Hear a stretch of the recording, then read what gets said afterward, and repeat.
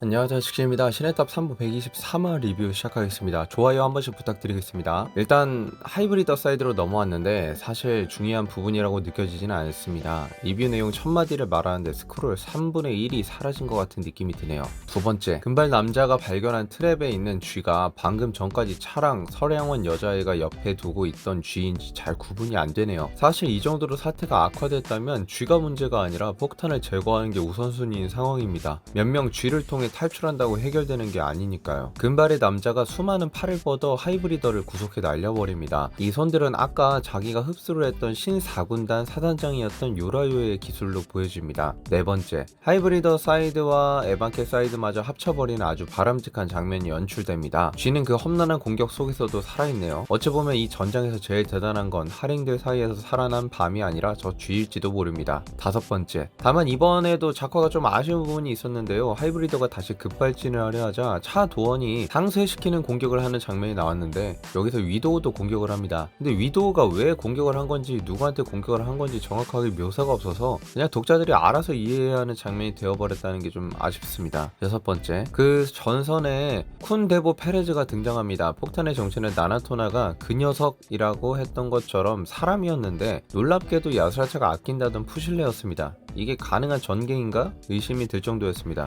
왜? 라는 말이 저절로 마음속에 생겨났네요. 일곱 번째, 푸실레에게 명령을 내린 것은 부군단장인 맥케이지로 보입니다. 아직도 안전한 곳에서 열일을 하고 있군요. 맥케이지가 직접 무력을 행사하는 그림은 안 나올 것 같습니다. 여덟 번째, 다만 이번 화를 보면서 배달 리뷰 영상을 올리면서 든 생각은 저번 화에 나왔던 가주들의 의견 대립을 보면 마치 쿤가무는 밤이 탑을 올라가는 것에 대해 간섭하면 안 된다고 말한 것처럼 묘사가 되었죠. 정말 쿤이 밤의 생존의 호의적인 위치라면 마션이 행동이 완벽히 이해가 됩니다. 마션이가 하는 행동들은 가주의 명에 따라 움직이고 있다는 것이고 이 전쟁이 끝나면 자하드와 쿤가무 사이는 안 그래도 안 좋은데 분열의 입장으로 정해질 것 같습니다. 그리고 마션이가 하진성을 살려서 데려온 이유가 첫 번째, 밤의 방파제, 두 번째, 하가문의 중요한 인물이라는 점에서 두 번째로 나왔던 가주의 손은 하유린일 가능성이 높아 보입니다. 즉 이번 전쟁은 자하드, 로포비아, 포비더 가문, 쿤가문, 하가문이 연관되어 있는 전쟁이라는 것이죠. 하진성이 하가문을 나가 퍽으로 들어갔음에도 말입니다. 아홉 번째, 다만 푸실레가 군단장에게 연락이 끊긴 후 예정대로라고 말한 것을 보면 바로 자폭하는 것이 아니라 특정 시기와 장소에서 일을 벌인 것 같습니다. 뭔가 야스라차가 숨겨놓은 비장의 수가 있을 것 같은데 그게 아니라 그냥 진짜 캣타워 깬 사람들 다 죽게 만들려는 계획이었다면 비판이 좀 거세질 것 같습니다. 열 번째, 일단 10가주의 후계자라는 것 자체가 좀 신선했습니다.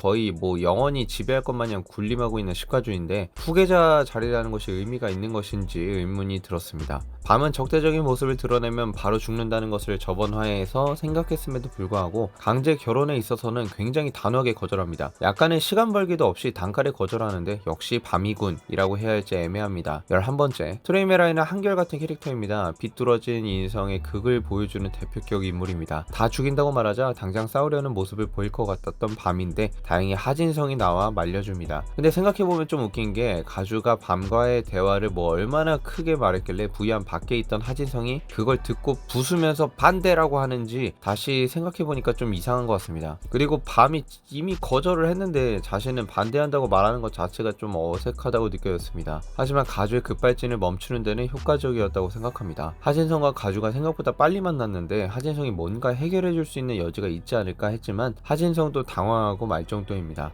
12번째, 그러던 와중에 이번 전쟁에 샹크스 역할을 해줄 구스탕이 등장합니다. 로포비아 모함 상공에 등장하는데요. 여기는 아시다시피 가주의 대립격 인물들이 포비더 가문과 대치를 이루고 있는 로포비아 보나의 모함입니다. 갑자기 단신으로 온 것을 보니 뭔가 이상함을 느꼈어서 그런 것 같습니다. 그리고 작가의 말을 보면 친구가 집에 없다는 소식을 듣게 되는데 라는데 원래 작가의 말에 큰 의미를 두지는 않았지만 이번 언급은 스토리와 직접적인 관련이 있는 듯 합니다. 진짜 들은 것이라면 구스상이 독서회가 끝난 후 로포비아 가주의 이동을 부하들에게 전달받은 것이라고 생각할 수 있습니다.